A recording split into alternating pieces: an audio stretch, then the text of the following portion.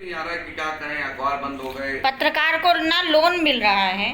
पत्रकार को कोई भी पत्रकार बता दो ना तो बोलेंगे लोन नहीं है।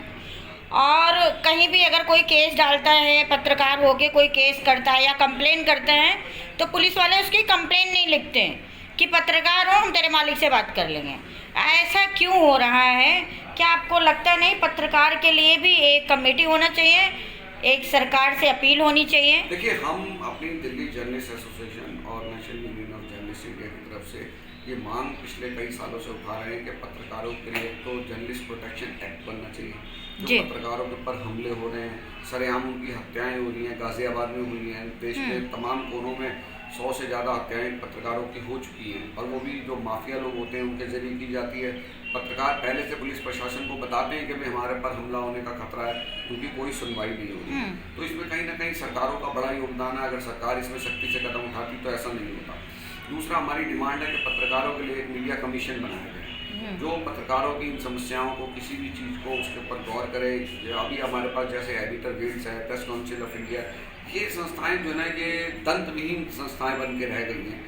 इनमें मतलब एक सांप ऐसा होता है कि जिसमें डंक ना हो, डंक मारने की शक्ति ना हो, तो उससे कोई डरता नहीं है। जिस सांप के में डंक में जहर ना हो, उससे कोई डरता नहीं है। तो ये संस्थाएं इस समय ऐसी हो चुकी हैं। तो हमारी मांग है कि भाई जर्नलिस्ट प्रोटेक्शन एक्ट बने, जर्नलिस्ट कमीशन बने, जिसमें पत्रकारों की समस्याएं, उनके ऊपर आ रही दिक्कतों को, क्योंकि देखिए कि जान पे खेल के पत्रकार जो है आज अपनी खबरें कर रहे हैं, और उनको कुछ पता नहीं है कि आज आप किसी की खबर चलाएं और कल आपके ऊपर क्या कार्रवाई हो जाए, कौन सा पुलिस वाला आपसे नाराज हो जाए, कौन सा नेता आपसे नाराज हो जाए।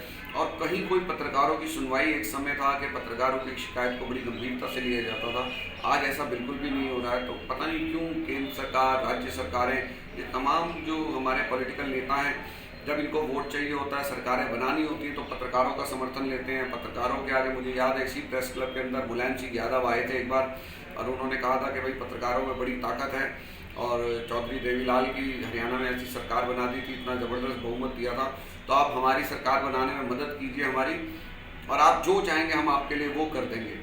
लेकिन आज पत्रकार की स्थिति क्या है? कहीं भी कुछ ऐसा नहीं हो रहा, कोई पत्रकार की सुनवाई नहीं है। सबसे बड़ी चीज़ ये है, पत्रकारों के जो बच्चे हैं, बीवियाँ हैं, उनको ये समझ नहीं आता कि भाई आज हमारा घर का आदमी बाहर गया है तो वो वापस आ पाएगा या नहीं आ पाएगा, ऐसी स्थिति हो गई। और ये स्थिति दिल्ली और उसके आसपास के इलाकों में, जो ग्रामीण और दूर दराज के देश के इलाके हैं, वहाँ की तो हालत और भी बदतर है। आपको लगता नहीं पत्रकार और जो सैनिक लड़ रहे हैं पाकिस्तान और कश्मीर से, पत्रकारों की वही हालत हो रही है?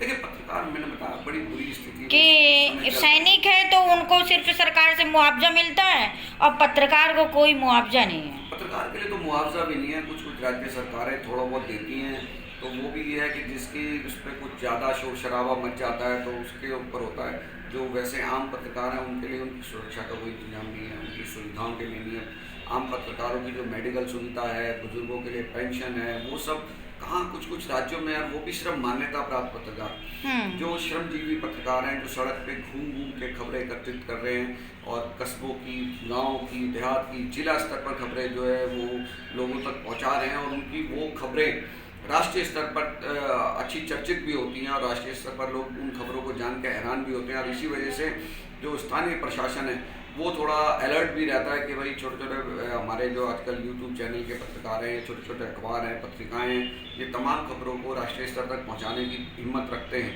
तो वो इतनी मेहनत कर रहे हैं, लेकिन उनकी उस मेहनत के ऊपर सरकार की तरफ से पत्रकारों के हित के लिए कोई ऐसी नीतियाँ नहीं हैं, कुछ ऐसा नहीं है कि जो आम नागरिक को तो मौका मिल रहा है, उसको सुविधाएं मिल रही, लेकिन एक पत्रकार सिर्फ गिने चुने जो मान्यता प्राप्त पत्रकार हैं उनके लिए। हमारी लड़ाई उन पत्रकारों के लिए कि जब पत्रकार शब्द का इस्तेमाल होता है तो जो भी पत्रकार हैं उनके लिए किया जाए।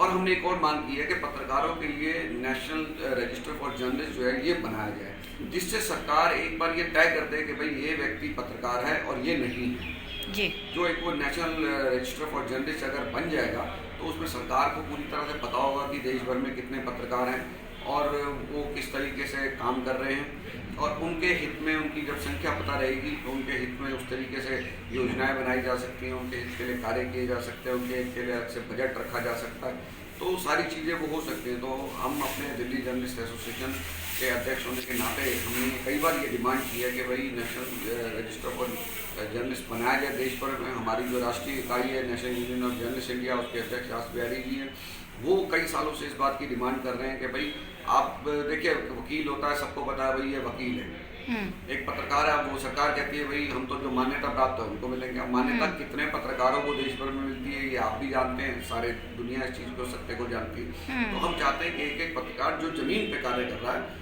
उसकी जो सूचना सरकार के पास होनी चाहिए और सरकार इनके हित में योजनाएं बनाए।